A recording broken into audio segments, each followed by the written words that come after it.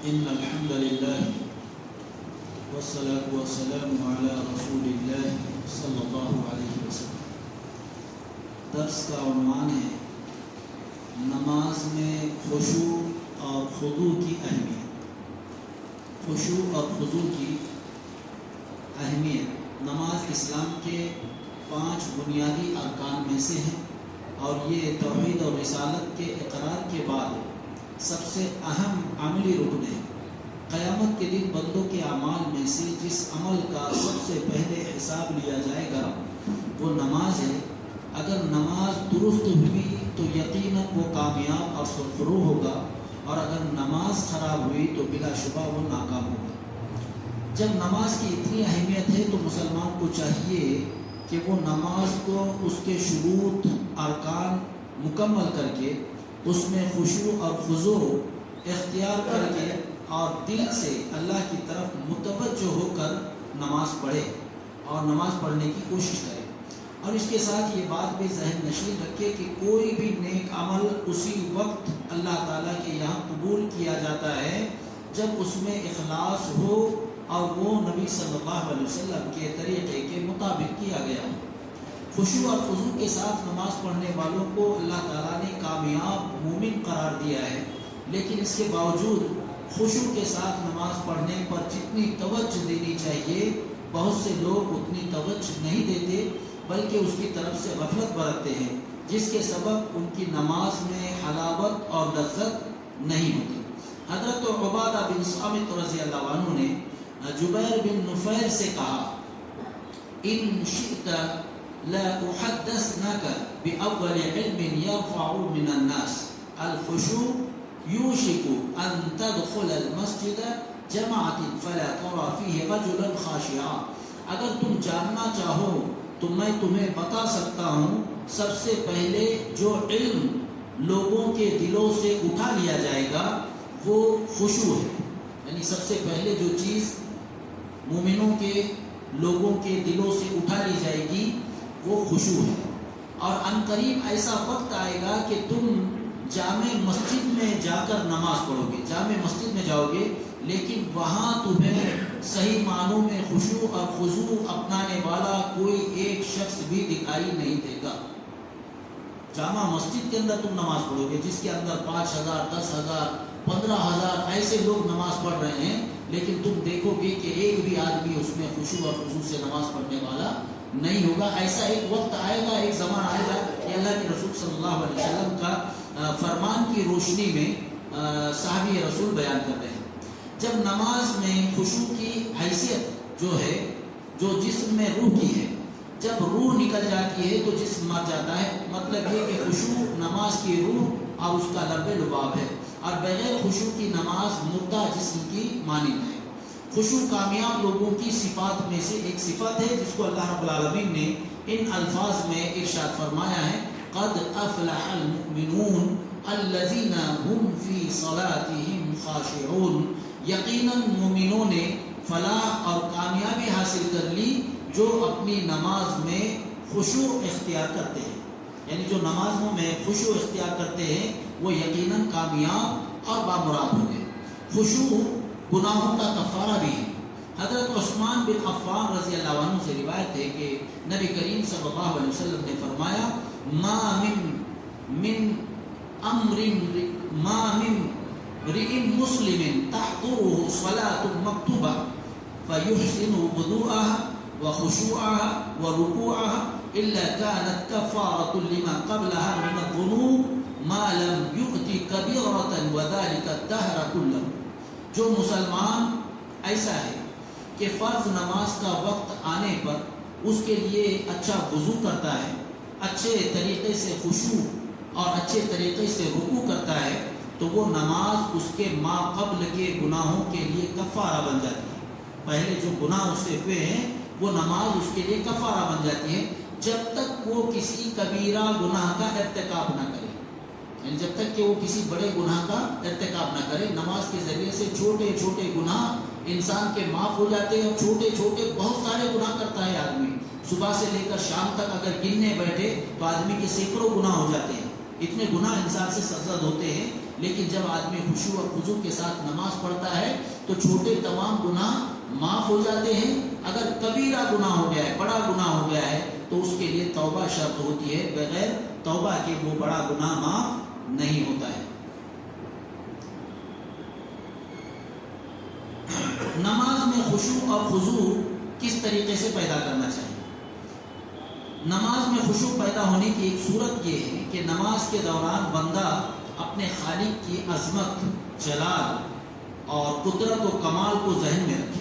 کیونکہ خشوع حقیقت میں یہ ہے کہ آدمی اللہ کے سامنے اس انداز سے رہے کہ اس کا دل حاضر ہو، اپنے رب کے قرب کو وہ محسوس کرے، یا اپنا رب کے قریب رہنے کو وہ مد نظر رکھے اور پورے ادب اور احترام کا مظاہرہ کرے.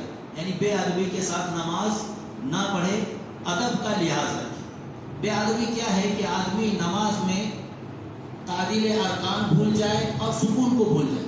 بہت سارے لوگوں کی عادت ہے کہ بار بار کوئی سر بھجا رہا ہے، کوئی داڑھی میں ہاتھ گھما رہا ہے. یہ اس طریقے کی حرکتیں لوگ کرتے ہیں کہ خشوع کے خلاف ہے اور ادب کے بھی خلاف. کچھ لوگوں کو ایسا دیکھا گیا ہے کہ نماز کے اندر وہ داڑھی کے بالوں سے کھیل رہے ہیں. اس طریقے سے میں کر کے بتلا رہا ہوں آپ کو، اس طریقے سے حرکت. کچھ لوگ داڑھی کے ہاتھ گھما رہے ہیں، 4-5 گھمائے، اس کے بعد دیکھے بال نکلا ہے، اس کو پھونک بھی مار رہے ہیں نماز کے اندر. کوئی ٹوپیاں سیدھی کر رہا ہے، کوئی نہ معلوم کیا کیا حرکتیں کر رہے ہیں. کچھ لوگ آستین سیدھی کر رہے ہیں. اور کچھ تو ایسا دیکھا گیا ہے کہ پائچے، جو پینٹ کے پائچے ہیں وہ نیچے تھے ٹکنوں سے. نماز شروع کر دیا، دوسرے رکعت میں خیال آ رہا ہے کہ نیچے ہے، تو وہ نماز میں ہی جھک کر فولڈ کرنے لگ جاتا ہے. تو اس طریقے کی بہت ساری جو حرکتیں ہیں یہ ادب کے خلاف ہیں. نماز ادب اور احترام کا نام ہے، سکون سے اللہ کے سامنے کھڑے رہنے کا نام ہے، اور نفس پورا مطمئن ہونا چاہیے. یہ خشوع کے اہم اسباب میں سے ہے. نبی صلی اللہ علیہ وسلم ارشاد فرماتے ہیں ان احدکم اذا قام یصلی انما یناجی ربہ فلینظر کیف یناجیہ. جب تم میں سے کوئی آدمی کھڑا ہو کر نماز پڑھتا ہے تو وہ اپنے رب سے سرگوشی کر رہا ہے، اپنے رب سے بات چیت کر رہا ہے. اور رب سے بات چیت کرنے کے درمیان میں آدمی ادھر ادھر دیکھے، نظر کو ادھر ادھر گھمائے اور کپڑوں سے یا کسی چیز سے کھیلتے بیٹھے، تو کتنی بے ادبی کی بات ہے.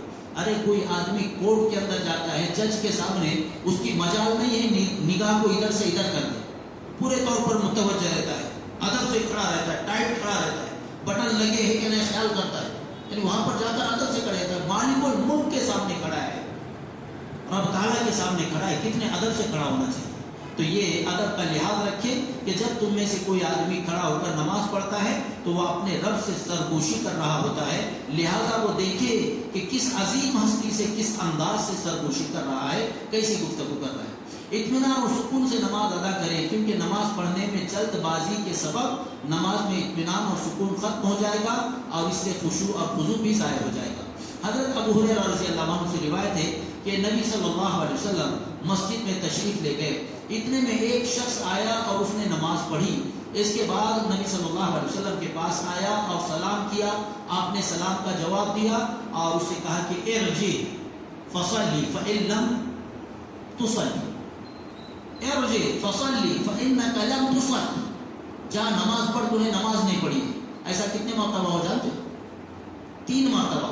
یعنی وہ گیا، نماز پڑھی، پھر آیا، اللہ کے رسول نے اس کے سلام کا جواب دیا، کہا ارجع، جا اور فصلی، نماز پڑھ، فإنک لم تصلی، کیونکہ تو نے نماز پڑھی ہی نہیں ہے. تو تیسری مرتبہ، چوتھی مرتبہ معاملہ آیا تو اس نے کہا کہ یا رسول اللہ صلی اللہ علیہ وسلم، میں نے اپنے طور پر کوشش کی ہے کہ اچھے سے اچھی نماز پڑھوں، میں اس سے اچھی نماز نہیں پڑھ سکتا ہوں، آپ مجھے بتائیے کہ میں کیسے نماز پڑھوں. تو پھر اللہ کے رسول صلی اللہ علیہ وسلم نے اس سے کہا کہ جب تو کھڑا ہو تو سیدھا کھڑا، قوموا للہ قانتین، اللہ سے ڈرتا ہوا سیدھا کھڑا. رکوع کر تو اچھے طریقے سے رکوع، رکوع کے بعد اٹھ تو اچھے طریقے سے اٹھ، اور سجدہ کر تو اچھے طریقے سے کر. 2 سجدوں کے درمیان اطمینان سے بیٹھ. یہ پوری نماز کی کیفیت اللہ کے رسول صلی اللہ علیہ وسلم نے اس کو سمجھائی، اور اس بعد وہ گیا اور نبوی طریقے کے مطابق نماز پڑھی ہے. تب جا کر اللہ کے رسول نے اس کی نماز کو مانا ہے. تو اللہ کے رسول اگر نماز کو جلد بازی کی نہ مانے اور کوئی آدمی پھٹافٹ سجدے کرے، رکوع کرے اور پھٹ سے نماز پڑھ کے مسجد سے باہر، تو ایسی نماز کا کیا فائدہ ہے؟ یہ خشوع اور خضوع کے خلاف ہے اور ادب کے بھی خلاف ہے۔ ایک حدیث سنتے ہیں، رسول اللہ صلی اللہ علیہ وسلم نے فرمایا اسوأ الناس سرقة الذي يسرق من صلاته قالوا یا رسول اللہ صلی اللہ علیہ وسلم وكيف يسرق من صلاته قال لا يتم ركوعها ولا سجودها او قال لا يقيم صلبه في الركوع والسجود۔ سب سے برا چور وہ ہے جو نماز میں چوری کرتا ہے۔ اللہ کے رسول نے عجیب بات کہی صحابہ کرام کے درمیان کہ سب سے بدترین چور وہ ہے جو نماز کے اندر چوری کرے۔ تو صحابہ کرام نے کہا کہ اللہ کے رسول صلی اللہ علیہ وسلم، نماز کے اندر آدمی بندھا ہوا ہے، اس نے ہاتھ باندھے ہوئے اپنے رب کے سامنے کھڑا ہوا ہے، وہ چوری کیسے کرے گا؟ صحابہ کرام کا ذہن کسی اور طرف گیا، تو نماز کے اندر ہے تو نماز میں چوری کیسا کرے گا؟ اللہ کے رسول صلی اللہ علیہ وسلم نے ارشاد فرمایا کہ نماز کی چوری یہ ہے کہ آدمی نہ رکوع سیدھا کرے نہ سجدہ سیدھا کرے، رکوع جلدی کرے، سجدہ جلدی کرے، پھٹافٹ نماز پڑھے، تو یہ نماز کے اندر سے چوری کرنا ہے اور وہ بدترین قسم کا چور ہے۔ تو اللہ کے رسول صلی اللہ علیہ وسلم نے نماز، رکوع، سجود اور اس کے ارکان کو اطمینان سے کرنے کی ترغیب دی ہے۔ اللہ رب العالمین ہم سب کو عمل کی توفیق اور ہدایت عطا فرمائے۔ اس میں اور بھی کچھ حدیثیں ہیں، انشاءاللہ کل کے درس میں دیکھیں۔